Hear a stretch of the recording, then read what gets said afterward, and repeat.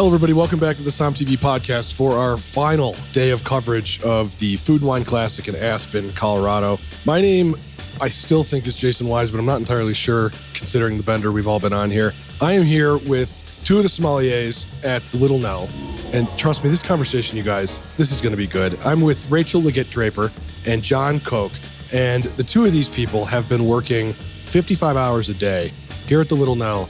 And I know if you've listened to the last couple of podcasts, they've just sort of been updates. They haven't been like a full-blown thing. We're going to have a conversation right now about what it takes to be at the nucleus of one of the craziest festivals you can be at for wine. Rachel and John, how are you guys? We're hanging in there. Yeah? Yeah. Yeah? Well, Rachel, I should say, you were just on a blind tasting sessions on Som TV, your Som TV debut a few days ago. And you said something to me before you started the podcast that you wish you could have spoken to that girl. I look back at that girl and man, what I would have told her, 3 days ago. I think I've aged 40 years in 72 hours. Yeah. And I see the optimism and brightness in her eyes. God, you would just, now there's just a pale chasm where that used to be, or what? Is that what I look like today? No, you look fantastic. Honestly, you guys both look good. John, you look okay, John. You're gonna I'm hanging in there, for sure. All right, so at about 2 a.m, I think you gave us our last bottle of wine. To the best of my memory. There's a picture of it, so I know it happened in some capacity. What time did both of you guys leave the floor last night? Last night was about a 3:45er. Yep, 3:45, 4 o'clock. 3:45. And so then you go home, you sleep for 2 hours, and then you wake up for a podcast. Yeah, absolutely. I mean, we're back on the floor today, and it's a lot of cleanup and a lot of restocking, and all your normal side work's just waiting for you. Nothing puts it on pause, unfortunately, even though you're working a 17-hour shift. Yeah, so what I want to do here is talk about, from your perspective, what is the Food and Wine Classic? Because I've seen, I don't know how to give the listener a picture of this, because this is both behind the scenes and in front of the scenes. You guys have to be on the whole time, and you're surrounded by, there's celebrities here, there's food and wine professionals. What is it from your perspective? Whichever one of you guys wants to take this. I'll go. I think food and wine is and give me the real shit here, okay? I've been talking to people, it's like, oh, it's just wonderful. No, give me the real thing. You guys have worked your fingers to the bone. So, I will. It is hard work, but it's a great place for people to come and just hang out and drink a lot of great wine and eat a lot of good food. And you come and get on the floor and you see all these people that you've idolized your whole life, and it's kind of surreal in a way. And it's also super cool to get to go down to the cellar and have all these private events with these people that you've idolized your whole life, whether it be famous celebrities, people in the spotlight that are just all the time, and you're just super grateful to be in their presence, for sure. Yeah. Rachel, do you feel the same? I totally agree. It definitely exceeded our expectations. Normally, normally Thursday night's kind of the biggest night, and then it absolutely exceeded our expectations. Every evening was bigger than the last. And you run into the lobby, and it's just, there's not enough room for famous food and beverage people to sit. And it's wild. And you're tripping over celebrity chefs and serving incredible people. But yeah, it was absolutely. I think Guy Fieri was passed out in the middle of the carpet. I literally stumbled over him.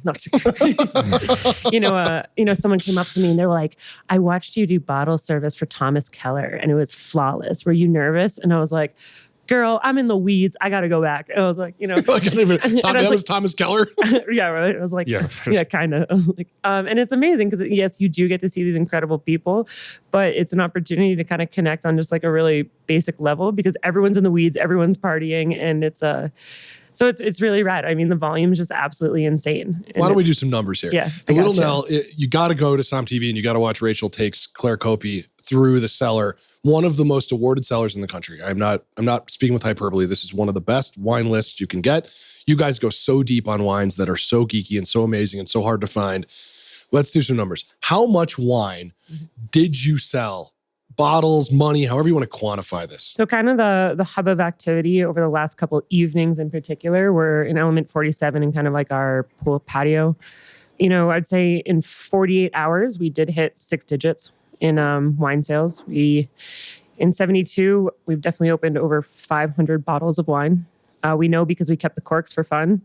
We're going to kind of do like an American Beauty photo shoot in the corks. You're gonna all lay there naked and put corks on top of you? That's interesting. Yeah, pretty much. Yeah, just That sounds fun to me. I don't know. I don't know about you. I mean, it's Tuesday for me. I'm done. Let's do it. You know, we reprinted the list to be ready to rock and roll on Thursday morning. And we had to reprint pages every single morning. Our 86 board was wiped and refreshed with over, let's say, 20 86s a day of stuff. So you ran out of 20 different SKUs, 20 wines. A day. A day. Do you know which is the wine you sold the most of? This isn't kind to say, but I am so sick of Northern Rhone Syrah at this point. That said, no one ever except a sommelier working the floor at the Little Nell during Food Wine Classic. Oh man, For sure. I got snobby by the end of the night. I didn't even want to taste the 89 Chave. I was too tired. Oh my God. This is some great first world stuff here. I really love it. I think when you're in a situation where you are tired of Terry Alemán, Syrah, and Chave, I drank a lot of that stuff last night. It was getting passed around. Why was Syrah, Cornas, and that stuff? Why was that the... I mean, man, if I have to touch one more Gonon today, I swear to God. It's like deep nerdy stuff. I love it. All right, so what were some of the really surprising bottles? Did you guys serve anything? I mean, you still have to be taken aback if somebody orders like a $5,000 bottle of wine or something. That's still, even in the weediest weeds, that still has to be like, holy shit, this person just bought this bottle. Did you sell anything crazy? It was kind of funny because, a lot of the ticket items that went were Chablis and Grower Champagne, and kind of our average bottle price point. We looked at the first night we had a really big night. We looked and our average bottle price point was $250, which is a testament to how many times you have to run down to that cellar. Big ticket items kind of hung around maybe 800 to 1,000. So a lot of Ravenel went out. John had some wonderful Burgundy sales. I think the one that stood out to me the most was 2003 Chateau Reyes. Oh yeah, this was the NBA guys, right? Yep. They came down to the cellar. We had a really great party. It was really fun. And one of the great wines was 2003 Chateau Reyes. And just like hearing them talk about the wine was incredible. And like their stance on like what they like smelled in the wine and what they tasted. It was really cool to see like how their love of wine like came into like a place like this, and it was really cool to see. I have to say, one of the big things I learned, or at least was affirmed for me, I was surprised. I don't mean to say this in a negative way, but I was pretty surprised how much some of these guys actually know about wine. I mean, Carmelo Anthony, I talked to him last night for a while, and I was kind of, I don't mean blown away, like I didn't expect him, but I really didn't expect him to know that much. I mean, he really, really, really knows his shit. I was kind of impressed. CJ McCollum too. I was kind of like, there's this, I think that for me, I take in a stigma that's not fair, that if you have money, it's like, oh, well, of course you can just buy this stuff or something. And that's not fair. But truthfully, I can't buy an 03 Reyes. I mean, I'm not buying that bottle, but their knowledge and his memory of what certain things tasted like before in the past, I mean, it's pretty impressive, honestly. Yeah. It's funny because, I mean, we're really lucky to have an incredible clientele here who have drank way better than I have, but that's a testament to them if they remember it, or if we get people that drink Burgundy because they're told they need to drink Burgundy, and they're told they need to spend $800 on a bottle. And I ask myself, like, what do you really like? And you're like, I'm the one who told them. I would never, and that's the thing. Like, and I actually, you cultivate this ability to actually translate what people want. And so that's a testament to people that have the ability to taste these incredible wines, but to remember them. And that actually stands out, because it's when you have a guest that can throw down but knows it, like that's the raddest for sure. So is this the craziest time for you too, or is there like Mother's Day brunch coming where you're like, that's harder than this? Is Food and Wine Classic just as crazy as it gets? This will never be replicated until next year.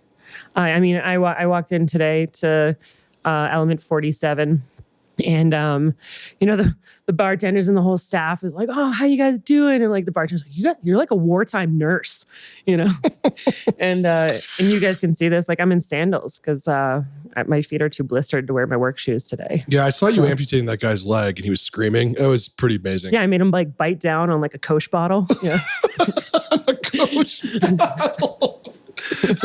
So good. So both of you, first time Food and Wine, right? Yeah. No, I've worked Food and Wine here a couple times. Okay. Yeah, so I used to work here back in 2014 for a couple of years, and I did 2 years of Food and Wine then. And this was my first full Food and Wine, like post-COVID.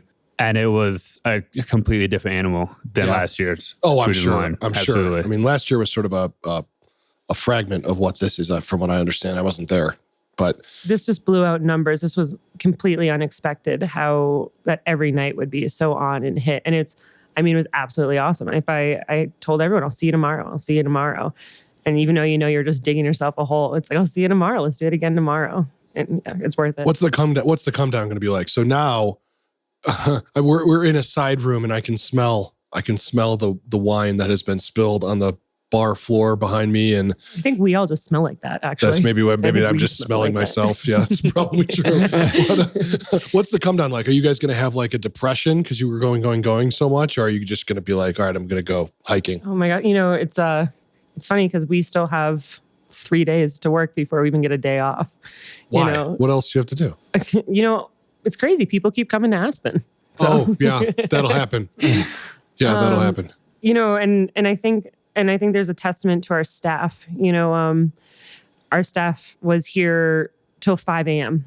the first 2 nights polishing and just cases and cases of wine glasses. And fortunately, we learned from our experiences each day, and we even hired 4 people just to polish yesterday all day. They polished from sunup to sundown. But it's a testament to how hard the staff worked, and we're all laughing today. Kind of being like, this is it. It'll never be this hard again until next year. But so it's a sort of like a breath of fresh air. It'll never be this hard, and and we're all stoked. Everyone survived it, and I think nobody died, right? No one that I know of. And, yeah, there's no bodies in the pool today. Oh God. But I didn't. We're doing like a little staff appreciation thing later tonight. John and I are still working, but we're inviting the staff back, and it's just like a breath of fresh air because I think everyone just blew it out of the water. Yeah, not a complaint. So after you're done, do you guys drink anything, or do you just go home and crash? Do you have a drink? Do you have a beer? What do you drink after your shift? There's a couple ways to tackle it. I mean, you kind of like clear the gear on off by just like pouring whatever it is in your face, or it depends. Yeah. I think it was kind of cool. Last night, we all kind of got together in the cellar. We all kind of did like a little cheers just with like the SOM team, which was really special. I mean, we all just kind of got around, like sat around the table for it wasn't long. It was probably like 15, 20 minutes. But we all just kind of sat there, and we all just kind of laughed for a little bit. And you could just tell that we're all just really grateful for each other's hard work this weekend. That's for sure. That's great. You guys have any crazy stories? Anything wild happen? I mean, just the coolest thing was like, you got to throw this hoity-toity style of wine service out the door, and it was all hands on deck. You're decanting like $5 volley, and over your shoulder, you're selling Burgundy to the dinner table, and being like, take a left in the book. And like, yeah, that Merceau, that's good. And, like I had a table try a bottle of wine. I'm like, yeah, that, I was like, hell yeah. And I was like, oh my God. Like, you're yelling hell yeah to the table. Right? Yeah. Like we're going to have to return back to normal because, all the time, it's just, you sit down at the table, you plop the book open, you crank the bottle, you're handing bottles to people. The style of service is just absolutely insane. How many glasses broke last night? I saw a few. It was your table. Oh, well, yeah. How many? It was your table. I'm pretty sure that was Claire Copey. Maybe not. I don't know. I'm going to say very few. Really? And it absolutely blew me away that I was reflecting on this morning, but I didn't have a single person I didn't enjoy serving over the course of these 4 days. I would say 99.9% of people were on their best behavior, even just letting loose and having fun together. And I was actually very impressed by that in reflection. Yeah. Yeah. The scene is hard to, the scene at the 1 a.m. scene here is really hard to, unless you have been here and seen it. Everybody seems to know each other. It's this very strange small world. Everybody descends on this place. And last night it was very hard for me to go home because every single time I would turn, there'd be somebody, somebody again, Ray Isle from Food and Wine, or Sabata Zagaria, or, Braden Albrecht from Maya Kamas, and all of these people that I haven't seen. I just don't think there's anything like this in the food and wine world where everybody is in one place. This is it. I just don't think Pebble Beach Food and Wine is not like this. I'm trying to compare this to anything, but there is nothing I can think of to compare this to. So you've done this now once, Rachel. Do you want to do this ever again, or are you out? I'm absolutely, I could do this forever, come back and even stage. It's like, I I am going to get a really cool pair of sneakers to work in. You know, all the boys had the sickest shoes to wear with their suits. I learned my lesson. And, you know, we had a good friend of ours come in stage, and we couldn't have done it without an extra set of hands on. And I told him, I was like, bring your business cards. And, you know, at the end of the night, it's, as you said, it's like you turn around and like the staff is all connecting with people, and it's insane. You know everyone, whether you know them because they've been a mentor, a famous person you've looked up to, and you're getting to meet them and share a glass of champagne with them. Yeah. Very cool. Very cool. What would you tell yourselves? You're going to speak to yourself next year. All right. So you didn't get a chance to talk to yourself 3 days ago, but you're going to speak to yourself next year. What are you going to tell yourself? I think I would probably just tell myself to just enjoy the moment, because it is just a really cool thing to just see all these people, just like you said, come into this one place, and you really just can't replicate it anywhere else. And it just doesn't get replicated. So I think we're just very grateful and very just humbled to be in this situation and just to be here. What about you? I think the enjoyment for me is getting to meet a lot of people as one of the new Soms at the Little Nell, and getting to meet people for the first time. And I think I have like a very casual and energetic approach to wine. And so I really enjoyed getting to connect people in my style of wine service. And, you know, I can do the white tablecloth experience, but getting to connect to people in this jovial, high energy atmosphere is very much my style of fancy bro culture, I think is the term. You know what? Sometimes it's just bro culture, you know? I mean, I'm talking about mountain biking as much as I'm talking about Chav. So, and I think wine's just to be enjoyed. And I really enjoy this like party atmosphere of just great people and even better juice. And it's so, I don't think I have much advice, just to like, remember, just like, let it rock on and just like, yeah, send it. What was I going to say? God, you guys, I'm feeling it this morning. I am very much feeling it. It's so this morning we were supposed to film several things, and the dominoes started falling. You know, starting last night at about 3 a.m, we were canceled our first shoot. The dominoes started falling around the time that we did like the champagne on 64 over there. Yeah, that was an issue. Yeah, the champagne was an issue. But yeah, I really just want to say thank you. I mean, I think that this event is incredible. Yeah, anybody who has Som TV, you're a subscriber, you're going to have to watch Rachel. She is very funny, for one, and for two, just a really consummate pro. And so I really want to thank you guys. I had laughed my ass off this week, and I really appreciate it. It's good shit. Good shit. This weekend was rad. Like, having you guys here was a blast. Getting to, run through and just like cry with you guys for a minute, laugh with you a minute, and then just be back in the weeds. Well, we were in the trenches with you guys. The difference was we were drinking like we were attending the festival and also working it. So it was a very strange dichotomy if you're doing this thing like we do at Som TV, but we couldn't have done it without you guys. And the Little Nell, if you are listening, this is the center of this place and where you need to be, whether it's the classic or not. This is where you need to be. All right, everybody, thank you so much. And if you're not a Som TV subscriber, go to somtv.com. We have tons and tons and tons of shows coming that we filmed here at the Food and Wine Classic, including much more coverage of the event itself. And we hope everybody stays safe and doesn't feel like I feel right now. All right, bye, everybody.